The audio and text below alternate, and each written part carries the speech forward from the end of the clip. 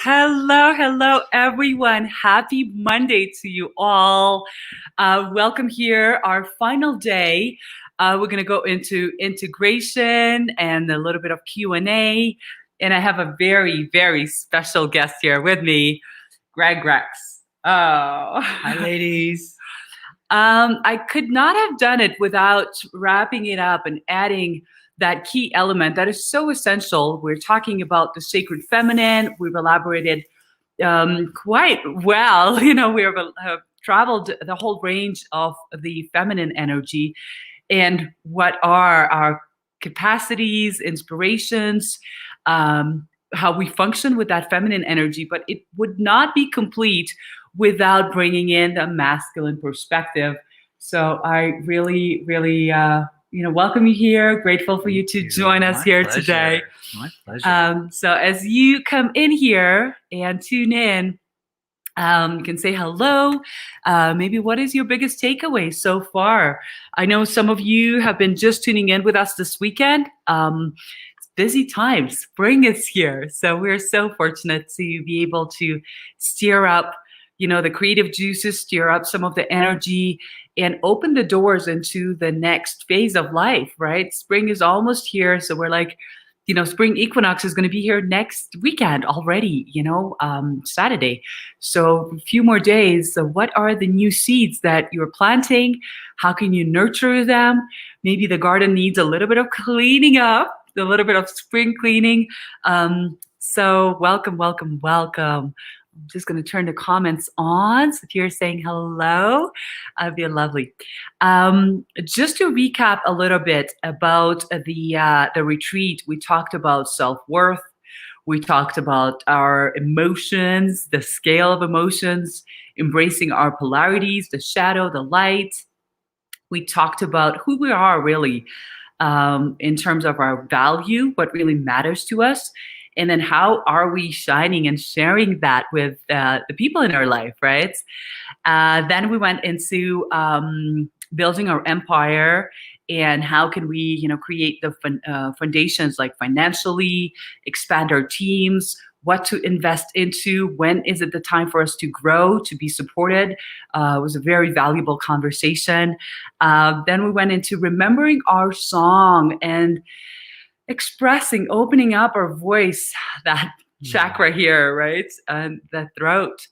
And then we went into movement and the wisdom of the body and how does the body communicate or does not, what's silent, what's dormant, and what's yearning to be alive. And then yesterday we went into a beautiful, beautiful topic, Sacred Sunday, on the feminine cycles, that we're actually cyclical by nature. We're not linear, we're cyclical.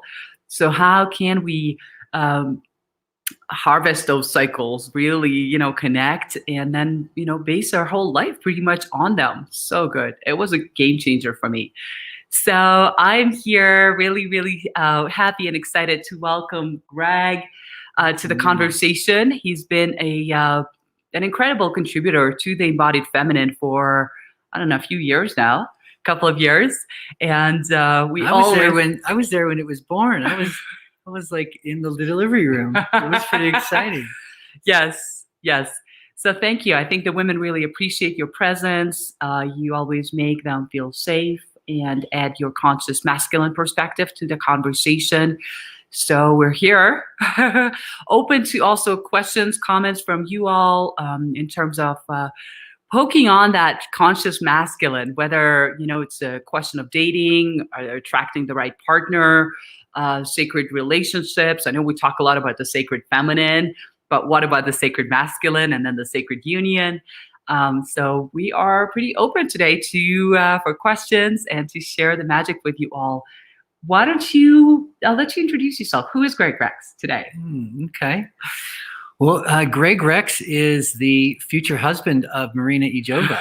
I just have to make an announcement in the 2 weeks from yesterday.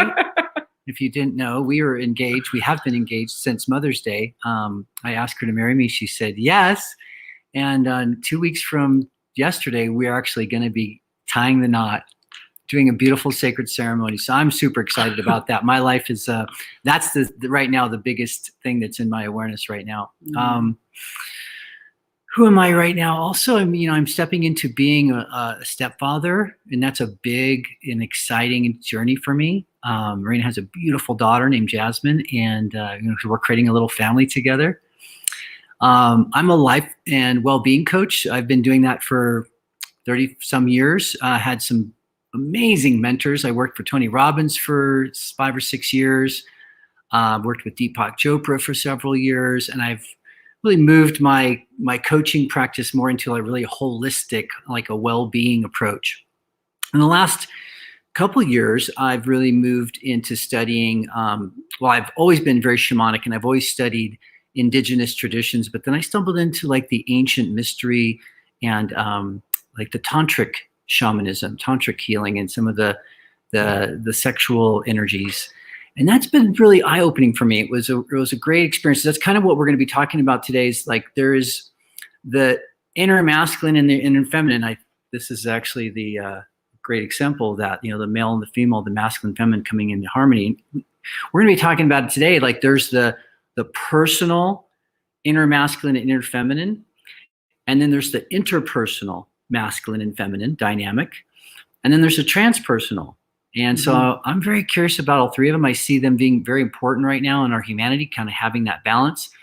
And one thing that I'm really present to, and I've been really grateful for, is Marina's community and with this embodied and feminine, when she gets on with you guys and when she's on with her mentors and she's talking about these subjects and she's filling up her cup and she's nurturing with the circle of women and coming together and supporting each other. It's really beautiful to see how full she comes and how much energy and how radiant she comes after these kind of calls. So I'm only imagining that some of you are walking away from these calls and feeling some of that same energy, that renewal, that nurturing, that safety that comes with being in a circle of women. So I always feel very honored to be invited into an embodied feminine, circle, because this is a goddess camp, and I feel almost like a foreigner.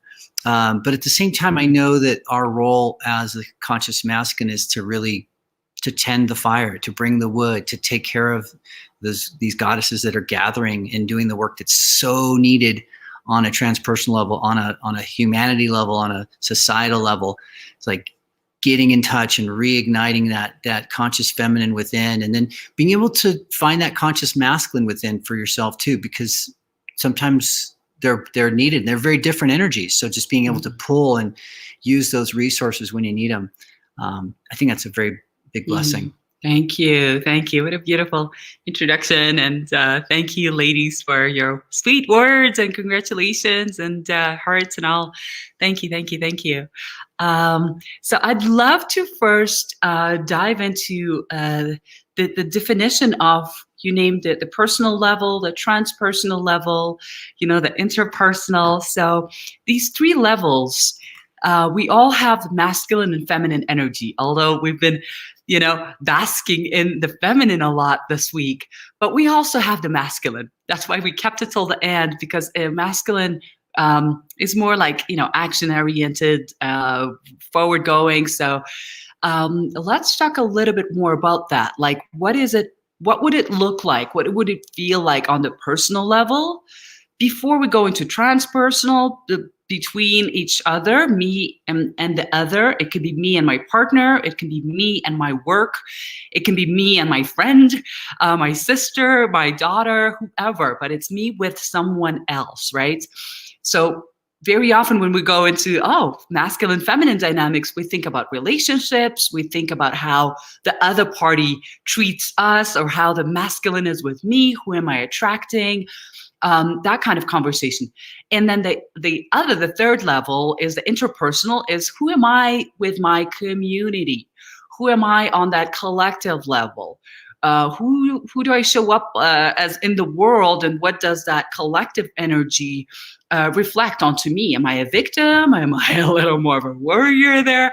So we're going to be talking about all three levels of who am I for my tribe. Who am I in a relationship? Either it's an intimate relationship, a work relationship, family dynamic, anything. But before we go into level 2, level 3, let's, reeling back to the personal. who am I? The existential question of who am I? So why don't you go ahead and like stir up some of those qualities of the like the traditional. Let's go with like, you know, what's going on in the world first, like on the more like the unconscious levels. How is that dynamic operate first? And then how we can bring that conversation into more of the conscious dynamic. Great. I think a lot of us, we come in with conditioning. We get conditioned by our families, by our communities. Then we get conditioned by experiences, by those life experiences. Sometimes they're traumatic, sometimes they're ecstatic. But these big moments in life, they stick with your brain and they kind of lock in a certain pattern, like, okay, this works or this doesn't work. And then we have these more role models and people we look up to, and we're saying, gosh, I want to be like him when I grow up. I want to be like her when I grow up. I see those traits in her or him that I want to aspire to. I think it's very, for me, I started my journey like,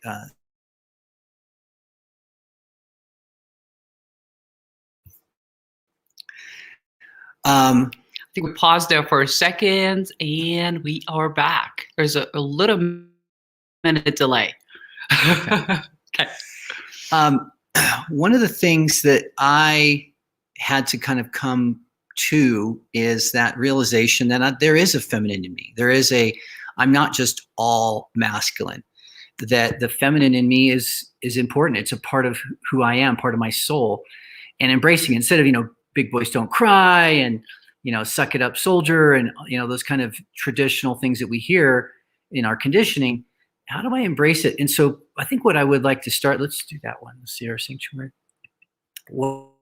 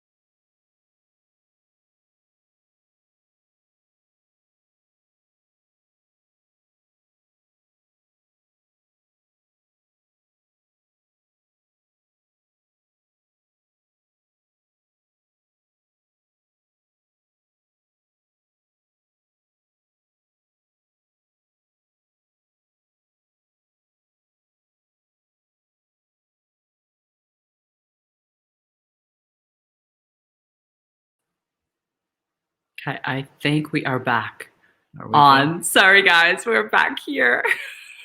Okay. Okay. Are we back? All right. So where I was going is for me to start honoring the feminine in me and really embracing that. I had to see it as a sacred thing, and I wanted to do it as a ceremony. And so I'd like to start us right now with a little bit of a prayer, a little bit of a ceremony to drop in and to create that sacred space so that we can explore these things, because sometimes it brings up triggers. Sometimes it brings up things that are uncomfortable. So let's create a sacred space, and let's do a little meditation, shall we? Yeah. Okay. Let's start with a little meditation. Do you want to lead it, or do you want me to lead it? Why don't you just like get the sage going and clear the space, and I'll do a little. We can all drop in and close our eyes. All right. Great. So I'm going to invite you, just lighting up a little bit of sage here. If you've got sage, Palo Santo, candle, it's always good. So before we go into the conversation, it would be great to drop into our bodies fully, into our breath, and be more present to ourselves, to each other here, and be present with absolutely everything that surrounds us. So let's begin by taking a few nice breaths in through the nose, out through the mouth, all the way into your belly, root, yoni. In through the nose, exhaling and releasing. Feel like waves of mental chatter just dropping off, being released. And with every breath in, becoming more and more present to your body. Notice the sensations in your nostrils, your chest, your belly. As you feel that breath of life coming in, as you receive it, it nurtures your cells, nurtures your blood, oxygenates your body. Just feel how good it feels to be alive in these times, how good it feels to be connected in these times, to have community.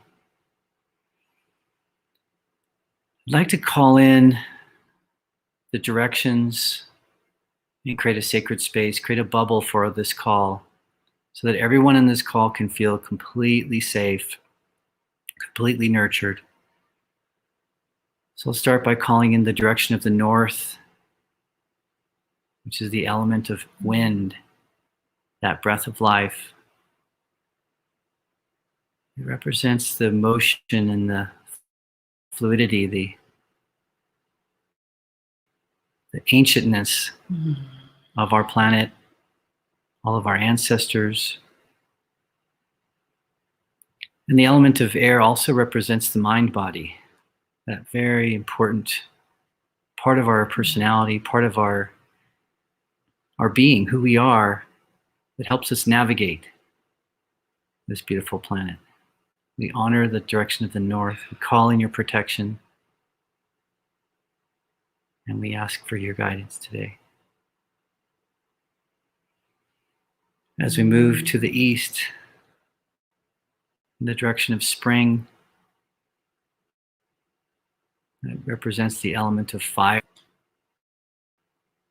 which is our spirit body, that supernatural, that non-physical, it's sacred fire that can burn away what's not necessary. It can cook our food. It can heat our houses. It's that passion that drives us together, that attraction of love. May that fire burn within us and around us as we circle up. Aho. Moving to the direction of the south, that sacred summertime, the playful energy of the south. As we move around the medicine wheel, we feel that medicine, the ultimate medicine of water. The element of water is represented in the south, and it's that feminine healing energy that's so much a part of life. It represents our emotional body and how they flow, how they move, how they are just full of energy, emotion, energy in motion. And we honor this direction. We honor our emotions. Happy, sad, scared, angry, sexual. We honor them all. They all have medicine for us. May we receive those. May we integrate those, and may we use those to guide us through life as well. And as we move to the west, and that fall season, the time of life where we're harvesting and we're preparing for the winter. May we call in those energies, the spirit of the West, that earth element. And that earth element represents the body, the physical body. May we honor our sexual bodies, the womb, the lingam. May we honor our muscles, our organs, all the nutrients we take in, our physical surroundings, our house, our home, our workspace, our finances, all of these physical things that we manifest in the real world. May they be here to support us and nurture us on our journey. In the tradition of Kwadoshka, which is an ancient indigenous teachings, are similar to Tantra. They have two fundamental laws. The first law is that all life is created in the receptive womb of the feminine energy, seeded by the active masculine energy.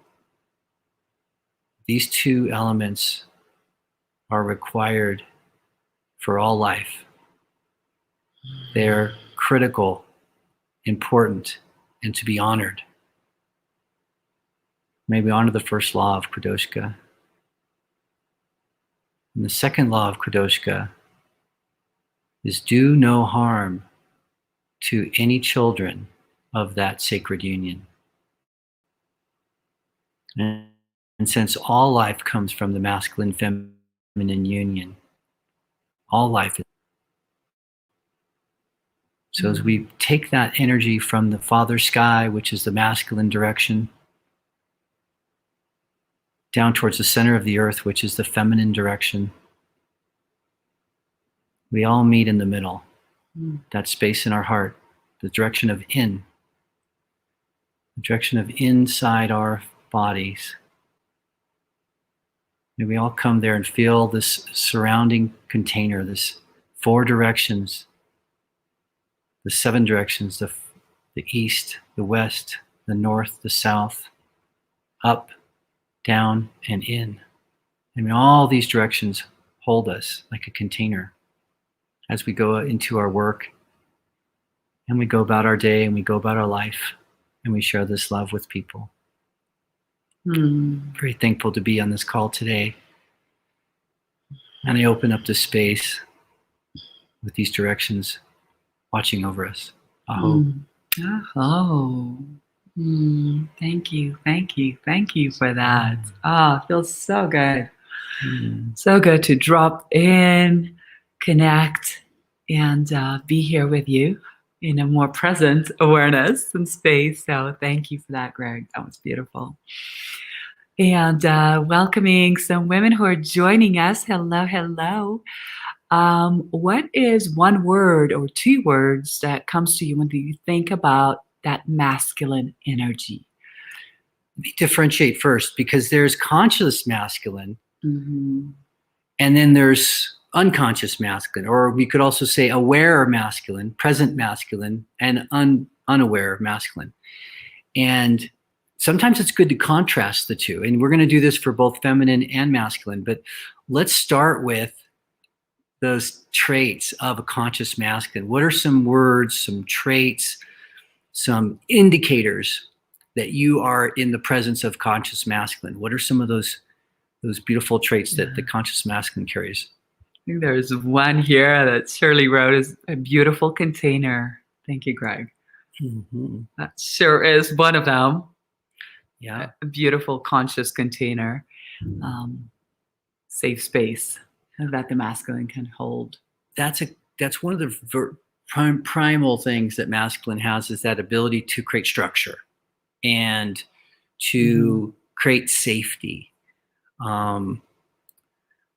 That is something that is both important for masculine and feminine. So if it's a feminine circle, how important is it for you guys to feel safe, that you can share openly, that you won't be attacked, that you won't be ridiculed? Same with masculine circles. When we're getting together with men, it's not easy to get vulnerable. So sometimes being able to create that space, and that's a masculine energy that creates that space. So that's conscious masculine. Is number one is creating space or holding space.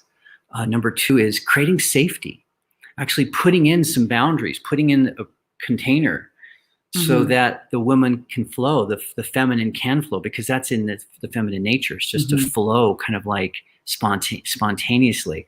Whereas men and masculinity, it doesn't have to be men, because this, we can embody this in a female's body as well. You can be very masculine in your moment with your business or with your family or whatever's needed.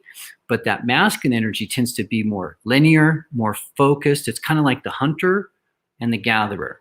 So the masculine, he's like laser, he's tracking, he's got his like one single purpose mind. He's gonna get to the church, he's gonna get the kids to school, he's gonna, he's got his job, he's gonna do the thing. And that masculine energy is like very focused and intentional. I always say, you're able to go into a grocery store and come out with exactly what was on the list, what was needed, these items only. And then I'll go in and I get everything else but what was exactly needed, and I spend way more time, let's say. So that's kind of the contrast sometimes. He can go in and get just the eggs and just like the milk, and come right out, like protein, and come right out. So funny. And that's a good point, is that there's medicine on both sides. There's shadow and medicine. And one of my principles that I try to live by is that there is no right or wrong. There is no good or bad. There just is. There is shadow and medicine in everything. So the masculine, he's going to be creating that container. They are going to be creating that container. They're going to be creating safety. They're going to witness without judgment, holding space, really being okay with anything, whatever shows up. That's a great energy to start from. The unconscious masculine, let's see if anyone could put in some things. What are some traits that represent when a masculine is unconscious, when they are not holding space, they're not creating safety, they're not witnessing without judgment? Let's see if we get some comments from the ladies. Unconscious or unhealthy, or the old toxic. Toxic. Yeah, we've heard a lot of that word. Toxic. Old paradigm could be one of them. And it's usually the ways that we don't want to be treated, or we don't want to experience, like it happened in the past, or you witnessed it somewhere, or maybe we were in a situation like that, and we don't want to feel that or experience that anymore. So it's very prevalent in dating. Like when you're meeting somebody, you can really often pick up where they're coming from. One way to know, kind of like an indicator to know whether somebody's in conscious or unconscious, is a simple tool called above the line or below the line. This is from Marshall Thurber. This is also from the 15 Commitments to Conscious Leadership. But basically, above the line is when somebody is open, curious, and committed to learning. When somebody's below the line, they're closed, defensive, and committed to being right. And one indicator for me when I can tell whether somebody is present and conscious and aware or not is their ego. Is when somebody's ego is flared up, I can easily pick up on that energy. I can really pick up on that. And for me, what happens instantly is I get guarded. I don't feel safe around somebody who's got a strong ego, big ego. What I pick up from that is when they're more focused on self. They're more committed to being right. They're committed to being in charge. They're committed to being in control. And that to me does not create safety. And I don't feel, oftentimes you can actually kind of poke at somebody's ego, and it's very easy to work with somebody who's got a big ego because they're very predictable. You know what they're going to say or do because it's all about them. Very predictable. But also for me to hope that person is going to change, I found it very rarely does. I mean, sure, times people can be in that space in that moment, but if that's who they are, if they consistently show up like that, I typically opt out of that relationship. One of my kind of boundaries is I don't like working with people who they have to be right, they have to be in control, they don't take responsibility. So I'm always looking for somebody who can find that heart space and be in a win-win. I think that's one of the most important fundamentals, is finding that win-win scenario. So unconscious masculine, what are some of the traits? Well, they're typically arrogant, controlling, possessive. They have to be right. They can never admit they're wrong. They are sometimes angry, and like they're using that warrior energy in a destructive way. Mm-hmm. Warrior energy can be very protective. It can be exactly what the family needs or what the tribe needs, but it can also be that destructive energy that's out of control, testosterone oriented. I think we've seen a lot of that kind of in this patriarchy shift that we're seeing in society right now. Is there's a lot of that energy, and it's been held up and honored. So now a lot of people are trying to live up to that, men and women, living up to that masculine energy. How do I fit in? How do I live in this world? But I don't think it's sustainable. I think it's pretty unconscious and toxic. I've got a number of situations where you're trying to share something, like, with I don't want to. I want to avoid the words men and women kind of from this conversation, but like just let's say masculine perspective and feminine perspective. And I've been in a number of situations where I'm sharing a situation, I am looking for a solution, or I'm just like, whoa, something happened. It's vulnerable. I don't know a way out necessarily, and I share my thoughts out. I'm freaking out, like I'm at an emotional place probably. And right away, the person will tell me what to do without necessarily asking me or acknowledging the feelings that are there. But right away, they go into, I know what you should do. Here's what you should do. And they're telling you what to do. A number of even teachers sometimes can teach and be in that place of I know best kind of thing. So it's like this very dominant way of just telling you what to do, and being on the other end of it is like, no, I wasn't seeking for advice. I didn't even ask for your advice. All I needed was a safe place to share my feelings, share my situation. I think what the percentage is up to 70% of time, it's people just want to be heard instead of being told what to do and finding a solution. So being at the other end of it definitely had its impact of how especially that masculine energy will go right away into resolve. The intention could be good, but it's not what's needed necessarily. And it's we're not honoring the emotions. We jump right over it, sweep it under the rug kind of thing, and go right into the solution. And it doesn't feel right. It's like bypassing something.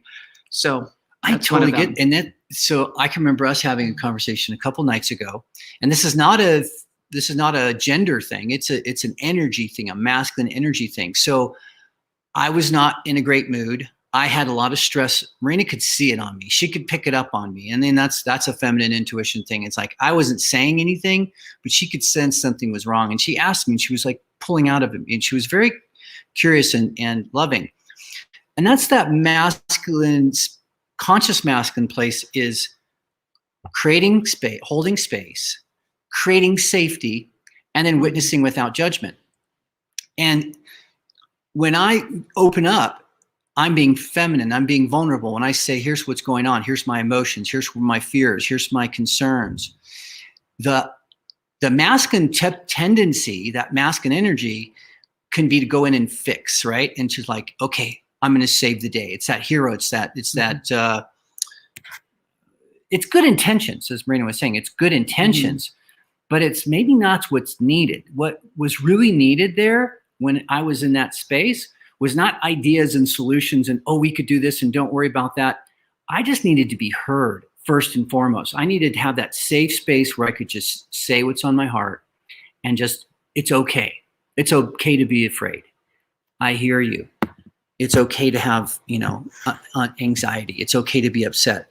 And then from that space of safety without judgment, see, because what happens, I think what you were picking up on, when somebody's trying to fix you and you haven't even asked for their advice yet, you're just sharing a frustration, is then people feel like they're not in control anymore. somebody's kind of reaching in and telling them, I know better than you. And it feels like you're almost being talked down to instead of being appreciated and heard. And I think that safety, there's one little tip that I would give you guys. If you're in relationship, and I think this works for almost any kind of relationship. It could be a significant other. It could be a close family member or friend, is if you want to create intimacy, have the courage to share the thing that you're most afraid to share. Every once in a while, just give yourself permission to share that thing that you're so afraid to share that if you share it, you're afraid they're going to leave you. Yeah. They're going to run. They're going to judge you. Okay, we're back. We're back. We're back. I think it's lagging a little bit. Thank you guys for your patience and for sticking here with us.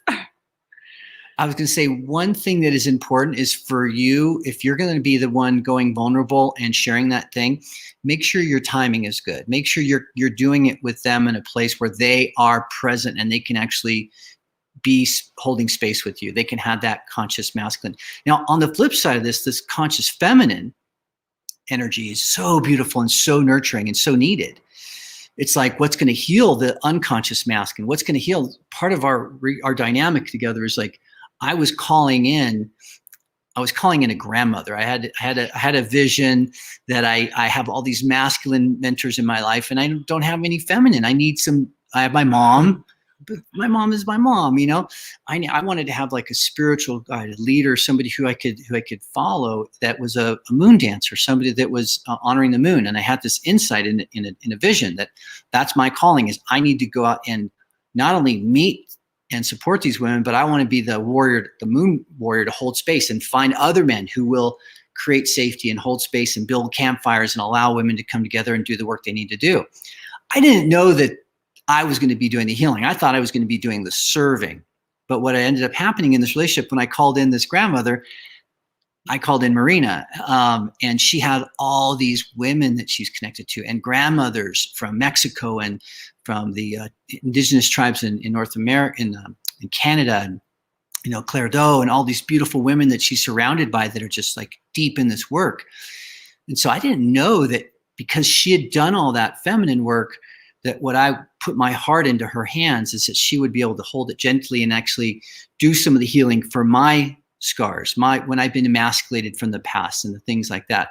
So it's a very unique dynamic. Is like the masculine can create space for the women, the feminine, to do their work. But then in the same time, the women, when they get together and they do their work, they heal each other, and then they can come back to the family, to the masculine, the integrated part, and they bring that medicine, that juicy womb healing, nurturing medicine. So let's talk a little about the conscious feminine. Well, or do you have something else? I have something else to say. Like, as we are stirring up this conversation and we're talking about the dynamic, just notice how this feminine masculine dynamic is present in your relationships. Either it's an intimate relationship, work relationship, a relationship with anybody. Is there an energy that's dominating sometimes? Is there an energy that's not conscious, that's operating from the unconscious? Like I have experiences where like people like to attack or criticize me sometimes. And I'm like, oh my God, that's such a unconscious, bitchy, feminine energy that's present in people. And I'm aware of it, And again, before we go into as we are talking in the interpersonal and the transpersonal dynamic in the relationship, in our communities, but notice how that is also present in us. Where does it actually start? Do we criticize ourselves sometimes? Are we being like critical about our masculine energy? Sometimes there's the woman, the feminine in me criticizes the masculine in me and goes, oh my God, you're not getting stuff done. You're not doing enough. You should be more of this and more of that. So notice how the dance, I like to call it the dance of the masculine and feminine, really starts over here first. This is the only place we really can have full control of it, or full, like, experiment it fully, and eliminate the judgments of the masculine and feminine that are happening within sometimes.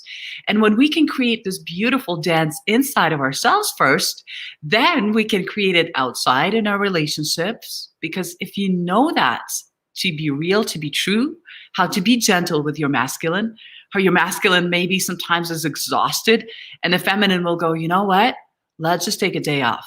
Let's go to the spa. Let's get a massage. Let's just read a book, have a bath and take some time off. Like, that's the feminine energy that can come in and take care of the masculine. That's the go-getter. We live in North America, a lot of us.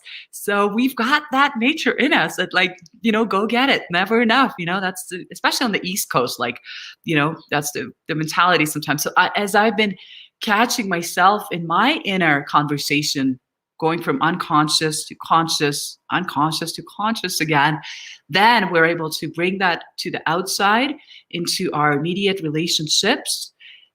Sometimes I had to put boundaries on some people where the masculine can come in and say, you know what, I don't appreciate you talking to me like that. Let's revisit next week when we're more calm and respectful to each other. And eliminating some of that stuff. That's the masculine the warrior that can come in and set new boundaries, or set a container, like with my family, for example. I feel like we can share this, but in our dynamics, there was just like the little piece of, like, what do they call it? Being sarcastic to each other sometimes. It's so cultural, like being sarcastic to each other, criticizing each other. And especially, in these moments, they'll say, oh, you never have enough time for me. You never do that, And it's almost like biting each other, And I said, okay, you know what? How about we create a family meeting? Once a month, we're going to get together, this round table space, and we're going to celebrate the good stuff that's happening in our family, and the dynamics and all the planning and the finances and whatever has to be sorted out. And then we're going to go into these places where we actually need to, adjust, whether it's the personal dynamic, whether something needs to, bring more integrity in. So by creating a safe space, creating time and a space for that to be said, to be acknowledged, there's space for everything, for the bad and the good, the pretty and the ugly. And it's been incredible. I think we've gone on for like about a year of these meetings now, and everybody loves them. They're like, it just shifted so much in our dynamic. But my masculine really had to come out forward instead of being like the wounded feminine and being as like the victim of the situation, Oh my God, look at what's happening to me. They are always doing that to me, right? Like, the victim, the feminine loves to be the victim. That's the unconscious feminine. It's like, life is happening to me and these people are treating me like that. So the other side to that is when the feminine is playing the victim and she's complaining about, being mistreated and so this and that. What happens, she becomes like more critical, a little bitchy, and she needs someone to save her and rescue her. So again, become like, again, that spiral, just down spirals. And now we're helpless, right? We're helpless. We are weak. We're incapable and we need safety. We need someone else to save us. So it's like that loop. And I love how you bring that. Maybe you can show the diagram in your book of the triangle, the drama triangle piece. And really, I could post that. I could post that in the chat. Yeah, and it really gets us out of the pity party conversations. Like, either you're conscious or you're unconscious. Am I conscious right now? Like, just asking that question: am I conscious right now? Am I present right now? Am I above the line or below the line? Am I the victim? So the unconscious feminine can be bitchy, complaining, looking for safety, for a savior, for someone to save me. Or they could go all the way to martyr and just throw themselves into the fire because that's their identity. Making someone wrong. And yeah. And I also want to mention that these traits, once you identify that there's a value in moving and dancing between masculine and feminine, that there's There's energies that you can tap into. There's medicine that you can tap into as a masculine entity or as a feminine entity. These are things you can cultivate. You can cultivate. For example, after that first event where I met Marina and I kind of had this insight that I need to cultivate, I tapped into my inner feminine on the first thing where I was feeling, what is it like to actually receive? What is it like to actually be penetrated versus to be the penetrator? What's it like to be vulnerable? What's it like to really let my emotions out, let my anger out, let my fear out? What's it like to really not have to put on this fake confidence of what the world thinks masculine is supposed to be like, but just to be really authentic and raw. And as I did that, I started having exercises and practices that I did. Then I moved into really tapping into that energy of anger, which was a very masculine energy. It's a warrior energy. And so I created a ritual, a morning ritual. So one of the tips that I would give to you guys, I know that Marina does this in the medicine wheel. She really focuses a lot on self-care and on morning and evening rituals. And I would really encourage you to take advantage of that, because that's the gym. That's the cultivation where you can grow that energy. So typically, and I think she goes over this in her workshops as well, is the evening time is a very feminine, it's nurturing. You're getting ready to go to let the body just rejuvenate overnight. Whereas the morning time can be a good masculine energy. So if you can look at what are those energies that you need, and there's exercises and rituals you can do personally to strengthen the dance between inside you. But then there's also exercises you can do with your community. So she's talking about the monthly family meeting. That's a tradition. That's a ritual. We have a Sunday night ritual that we do, and we have a full moon ritual that we do. So we have these rituals, and as you have these things blocked into the calendar, those are containers. Those are little structured blocks where within that block you can flow. But oftentimes, my experience, the more I realize this, is the more intentional I am with creating space, creating structure, the more flow it allows for this magical dance of feminine to come in. That's where the spontaneity is. And often for me, one of my biggest things is I have to let go of control. I plan it out and I get it all detailed and I get it all worked out and I have it all mapped out. And then I go to execute and then something unexpected happens. And that's when the conscious masculine in me has to rise up and say, don't be attached to the outcome. Don't be attached to your vision. Don't be attached to what you thought it was supposed to look like. Hold space, hold the container, and let the flow happen in there and just go with it. Allow the magic to show up. And sometimes it takes a lot of patience, because you really want to, I think my masculine wants to get things done. He wants to track that game and wants to shoot it, kill it and clean it and bring it back to the family. But sometimes the journey is more important than the actual, the outcome. And so remembering that, and the more I can be masculine and create space for her, take Jazzy out to, gymnastics and give her some solo time, or give her a weekend off where I can actually help her find time, creating space for her, because that's what rejuvenates her. Just learning how to know yourself. And I'll give you one little thing and then we'll probably start to wrap up. But one thing that's been very valuable for us, it's called Relationship Evolving Dyad. It's a communication practice, interpersonal. It really gives us both the ability to tap into both our masculine and feminine sides. And it's 3 questions. And we can type it into the chat so you don't have to write it down or memorize them. But there's 3 questions and you take turns. And basically it's a dyad, means that one person is talking and sharing, and the other person is just listening and receiving. There's no fixing. There's no conversation.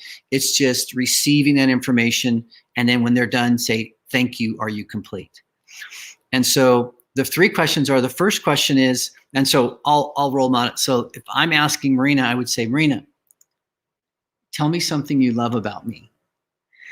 And then I just shut up. That's the first question. Tell me something you love about me. And then so she gets to share spontaneously. She gets to drop in, feel something, and just share that spontaneously, what she loves about me. Then I just say, thank you. Are you complete? And then the second question is, tell me something you think we agree on. And then she'll go inside and she'll think about it and she'll share what she thinks we agree on. And then I'll say, thank you. Are you complete? And then the third question is, tell me something you want me to know about you. And then she'll drop in and she'll share that. And then we switch. And then she asks me those 3 questions. Tell me something you love about me. I'll tell her. Tell me something you think we agree on. I'll tell her. And tell something you want me to know about you. And that third one is really that chance to be vulnerable and really open up and share what's in your heart. Mm-hmm. And by going through that dyad, you can do it 2 or 3 times in a short amount of time, in like 10 or 15 minutes. It can create a real good connection, a real good interpersonal bond. And those questions bring you above the line. They bring you into that conscious masculine, conscious feminine space. Yeah. And it's a great little practice to interpersonal, to connect, to drop in. If you're doing a ritual, that might be a great way to start your team meeting, your family meeting, your couples meeting, whatever. But I would encourage one thing for sure, to cultivate the masculine feminine within you and look for practices. And if you want a place to go, I mean, the embodied feminine is a great place to go, because that's a big part of the medicine wheel, is working on self-care. Because if you can't fill up your cup, how are you going to go to the family? How are you going to go to work? You're going to go empty, and you're not going to be able to be your best. Beautiful. Yeah, that's an awesome exercise. Try it out. I always say, just, if you have a partner, just tell them that, you learned this in this workshop and you're bringing this in. Let's try it out. Let's set a container, masculine energy, set a container of 10, 15 minutes tonight to have this dialogue.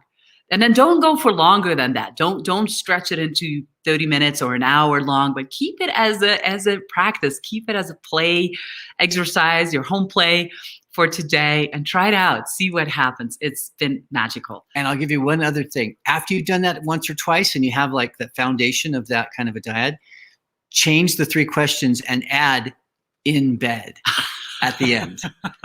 It's like the fortune cookies, in bed.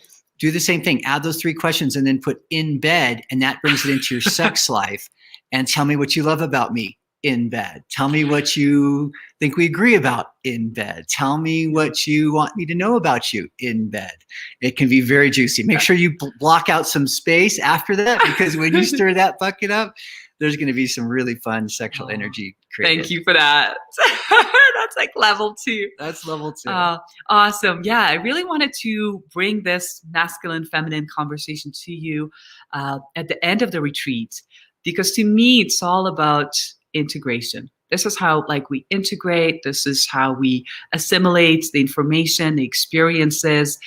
We've stirred up a lot of conversations, a lot of deep, profound topics for us as women. And now the question is now what? I don't want to leave you just hanging and inspired, but I'm inviting you to take action and implement some of these topics that were really stood out for you, that were your biggest takeaways. Is really what matters to you? What is that one seed that you want to plant into the new cycle of life?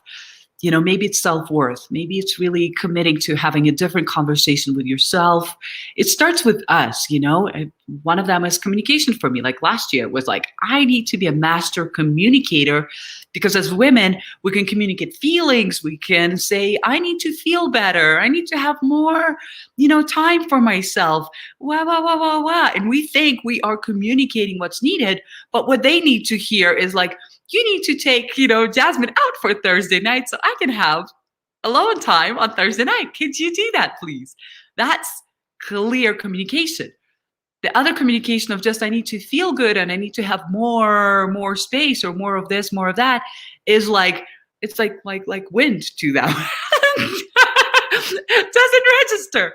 So again, looking in the mirror and saying, how can I be more conscious and more clear in either my communications, my actions, and who I am with myself, and allow your results to show that, right? If you're not seeing the results you want, probably, again, being the conscious leader is what can I do to step this up, to change this conversation around? Because if I keep on doing what I'm doing, I'm going to just, keep on getting the same that I got. So that's what I wanted to talk to you about today, is integration.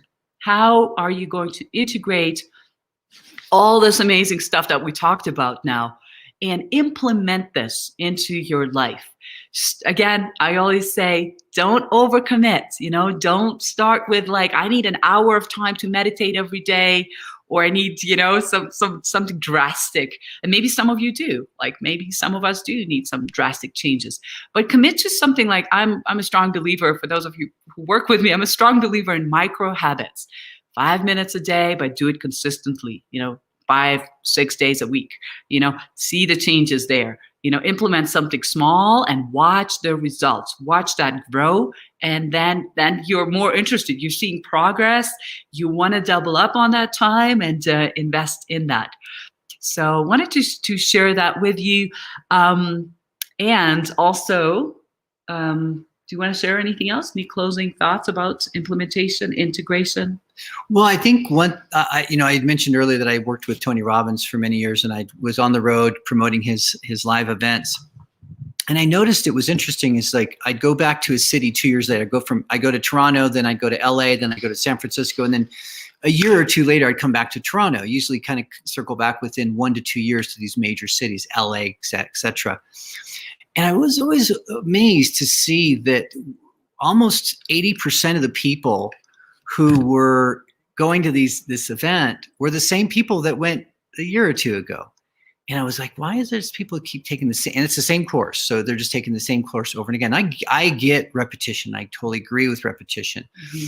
But if you're doing something repetition and it's once a year, that's like setting a New Year's resolution. You set a goal once a year, you stick it in the drawer and you don't see it for another year. There's no implementation. There's no integration. It was just a moment in time. It was a warm bath. And you might have felt good. And that's what sometimes at these events happens. People go, they get all fired up, they get pumped up. It's a warm bath. They go out and they work real hard for a week or two. It's like the gym, join the gym in January, and by March, it's empty. And so what happens is they see a little bump in their performance, but then they go back to their old habits. And that's the opposite of integration. That is like the total warm bath effect. It's very superficial.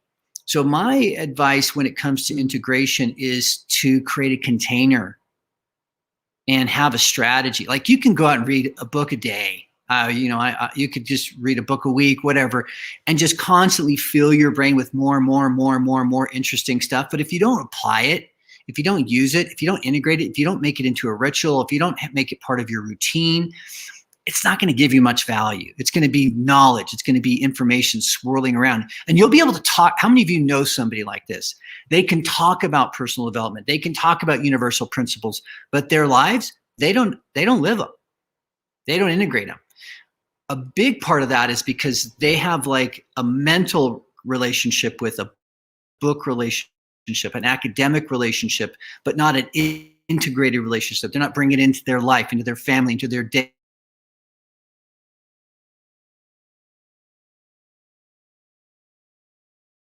Mind that's one. And I just want to pause you there for a second. A lot of people will interpret that as knowledge and learning it, right? A lot of times, like we'll read a book, we'll go to a workshop, and they're like, "Yep, I checked it off. I know it. I learned about it. I read that book." Yeah. And learning about something, it doesn't mean we are embodying it, we're living it, right? There's a clear distinction there for us. When you know it, you know it. Like, it's like your name. It's like being who you are. We actually don't even have to talk about it. It's like our actions will show and speak for themselves. So that's the big difference for me when it comes to like embodiment and implementation. Well, embodiment is a great word, because like when you embody something, you integrate it. It's in your body. It's in your being. So I think the couple of things that I love about this medicine wheel, it really creates a container for integration. You have these key elements. You have the experience of the deep richness of that sacred gathering of women. And when you have guest speakers and you get this aha, you have these breakthroughs. So you have that high intensity moments that, like, Tony Robbins would create with a fire walk or whatever. You have those emotional moments where you fill up your cup, but then it's not over. It's not a year or two before you see each other. It's next week you get together and you collaborate and you integrate and you say, what did we learn from this? How do we apply this? Who applied it well? Who applied it and struggled and learned what not to do? And so this learning takes place in this community of frequency. Mm-hmm. Then you have the synergy of the group. of the collective, where 1 + 1 = 11. And you have this magic where this circular spin of information popcorns up and like insights are going, and that is from the community of the women. That could be on the Facebook group, that could be on, accountability calls with your buddies.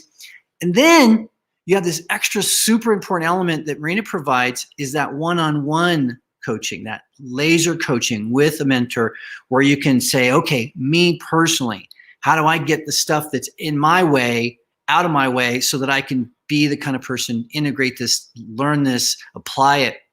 So that structure of the way you've set up the medicine wheel, for not only the length of it and the containers and going with the cycles and going with the seasons, is very, very beautiful. And just having the community and then the one-on-one, it's a very good way to integrate.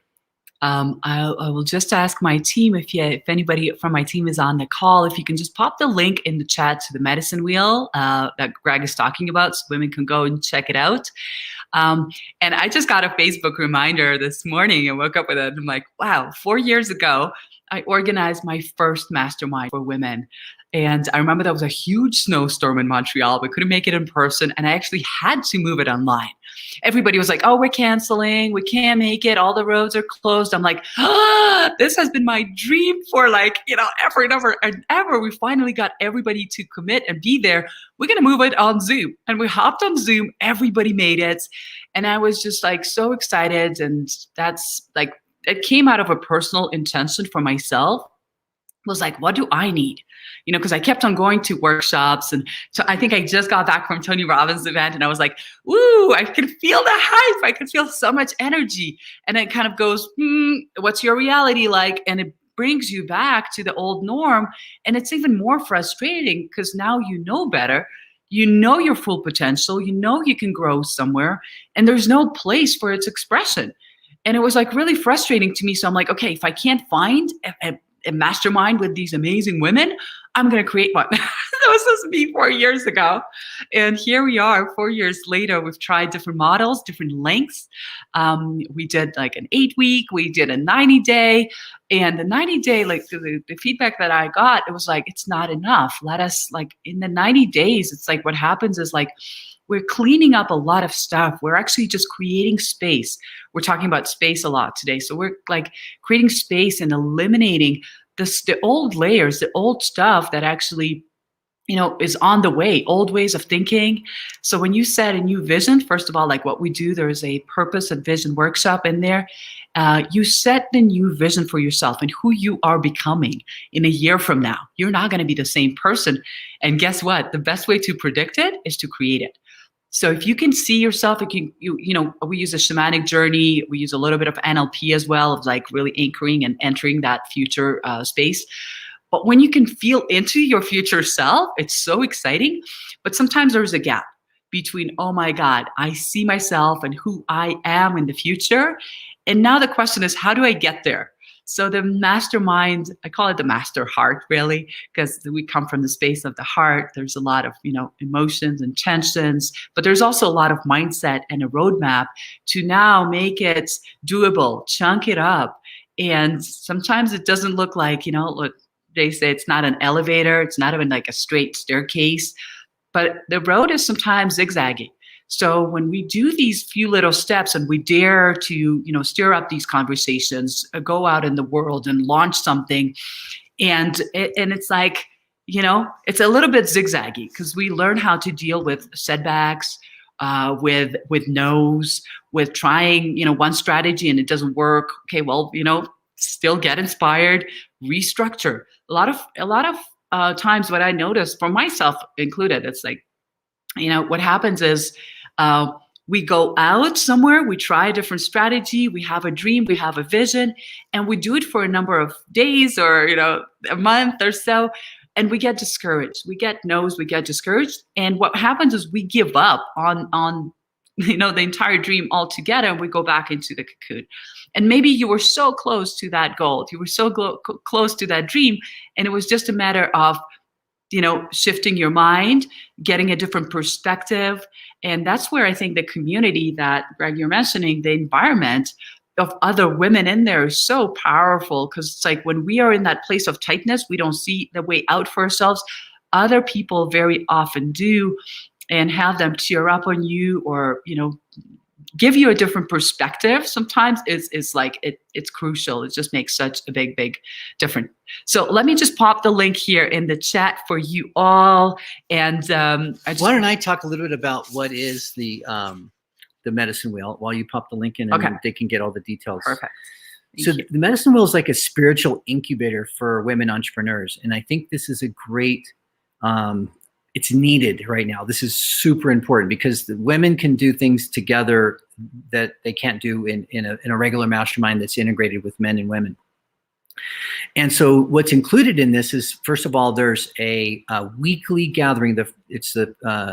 Everything except the last Tuesday of the month. So the first 3 or 4 Tuesdays, depending on how many Tuesdays there are in a month. But basically every Tuesday except the last one of the month, you get together for the Master Heart, and that's the gathering of the sisterhood.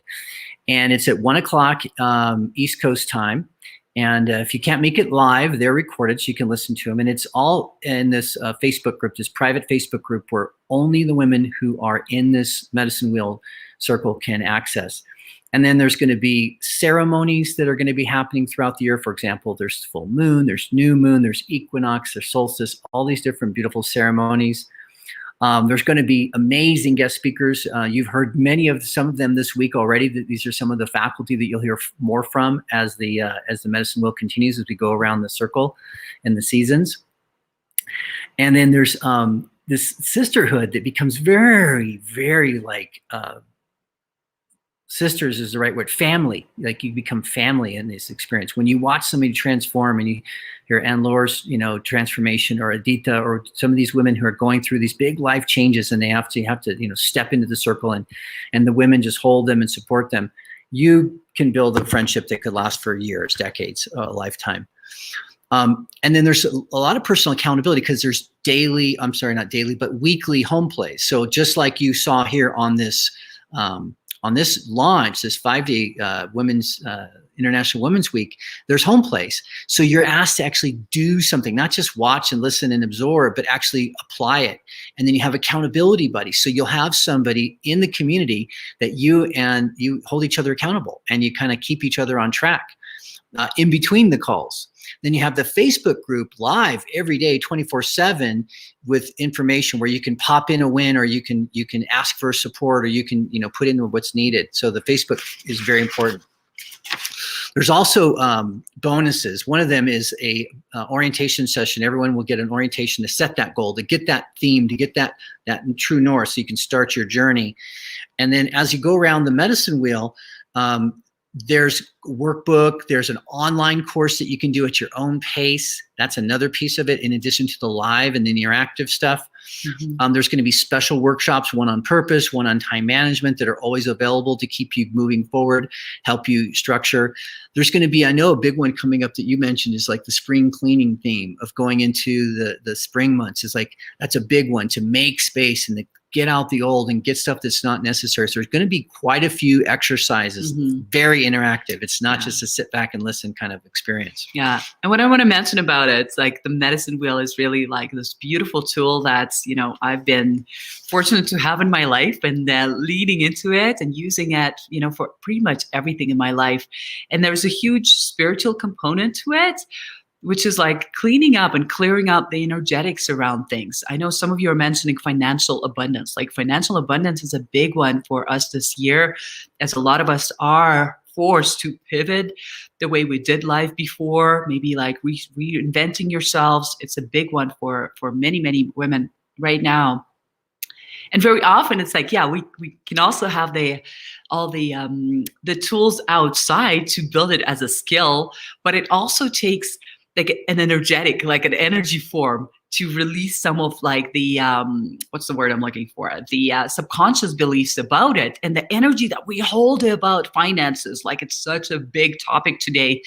And the same goes for relationships, same goes for love, but it's some of those like big topics that sometimes it's like we can do everything on the outside, we can do everything right, but it's it's like that bottom of the iceberg, right? The lower levels, that the unseen that are operating there, and there's a lot of self-sabotage that can go in there. The not enough, the value that comes in. So it's like clearing all of that out is going to be part of the spring cleaning, is eliminating these old beliefs. So before painting and before creating and manifesting something new, we need to clean up the garden, right? Clean up those weeds that are not supportive of your new vision. So a big part of the medicine wheel, and I'm so grateful to share that finally, is the spiritual component, the unseen, the energetic pieces that, sometimes like we are on our own way, especially when it comes to these big chunks like finance and money, manifestation. Yeah. And one other thing I'll say is I remember you were interviewing Kat. And she's been through several of these master hearts, and she's just a beautiful being. And you asked her the question, some sisters are listening and they aren't sure about, whether they can afford it or if they have time for it. They feel the call, but there's something that's like holding them back. She says, that's why the sisterhood is there. You bring that to, if your issue is, my life is so out of control, I don't have time to get together with sisters. Mm-hmm. Bring to the master heart. That's why you're called to it, because that's what your life is needing. If you're saying, I can't afford this, I'm just, so stressed out, I don't have time for, to make my bills, my finances are, bring that to the sisterhood, bring that to the community. There's always a way if you're committed. One thing I know is that when you put it out there, magic can show up. You need to be focused. You need to have intention, have a little bit of masculine, laser focus, but also be that open, receptive feminine to say what magic could show up. For example, there's a scholarship that you're going to be announcing, yes. Right? So somebody could have a chance to win that scholarship. You got to do some certain things, but you get that work done, and then you're entered into the scholarship raffle. And I will say also, making the investment, what would it be worth for you if you could get your relationships to a new level? What would it be worth for you if you could take your brand, your business to the next level? What would it be worth to you if you could, let go of some of these heavy scars and these traumas that you've been carrying around, and you can release some stuff into the air? What would it be worth? I mean, some people spend tens of thousands of dollars to go to therapy sessions. For years, they go for these things. One of these events could be a breakthrough. We have dozens. I've seen dozens of testimonials, and I've heard them live, and I've met these women that are going through these courses where their life is transforming. There's before and after, and it's not the same person. So yeah, the investment is worth it. And we're talking, there's two options, there's the seasonal, kind of the 90-day container. And then there's the full medicine wheel, where I'm going to take the whole journey, and I'm going to commit to the full journey of going through all 4 seasons. Yeah. And they're both available, and they're both valuable. Obviously, what a lot of people do is they start off with the 90s and the 90-day, and then they say, oh, I want the whole wheel. I want to take the rest of the whole journey. Some people just know it. They feel it. They said, this is my calling. This is my tribe. This is where I'm supposed to be. This is what my soul is saying. This is what you need. Trust that, and just, dive in, and we'll support you. Now, Marina, you do calls to answer questions and help people find ways to make it happen if they're stuck. But trust your instinct, trust your intuition, and if this feels right for you, open up and receive it. Yeah. So if you are a yes, if you are a maybe, if you have any questions, just reach out to me. Say yes, and I'm interested, and I'll reach out to you as well. But let me know. Let's just have a conversation. Very often, a lot of stuff can come up during a little conversation, and looking at what is in it for you, what is opening up for you this whole year. What are you saying yes to or no to? What are your hiccups, your buts? And a lot of this stuff can even be addressed and moved during a call. So schedule the call, or would you have a link? Or do they just put I want to chat in the... We can just put my link. If Sarah, you're on the call, if you can simply put my link to my little 30-minute Calendly, that would be appreciated. That you can just schedule it at your own convenience. And what if somebody wanted to try to get into that the scholarship raffle? What's the criteria? Scholarship? Okay, I'm going to announce the half scholarship. It's not a full scholarship. It's a half scholarship, and you can either use it for the 90 days or the full year, 6 months.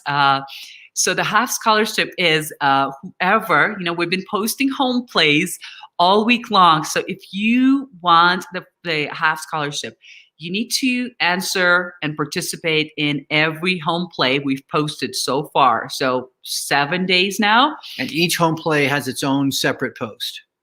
Yes, they're day all one, day two, etc. Yeah, if you have a hard time finding them, they're all in the guides, and there's like the video for the day 1, day 2, day 3, etc. The guide section. There is the home play there. We go through all of them, guys. We read all your comments. It's late at night. Sometimes we're reading them. I love getting them and just basking in your beauty and in your shares. They're all so beautiful. And then we read the home plays, and we take notes of who submitted the home plays, and we gave out prizes for like the individual days. But this is the big prize. So the big prize is going to be announced on Wednesday. The videos are going to stay up here till tomorrow midnight. So Tuesday, tomorrow midnight is the last day to watch all your videos. Tomorrow we're going to do like a big live watch party with a little blitz with all the videos.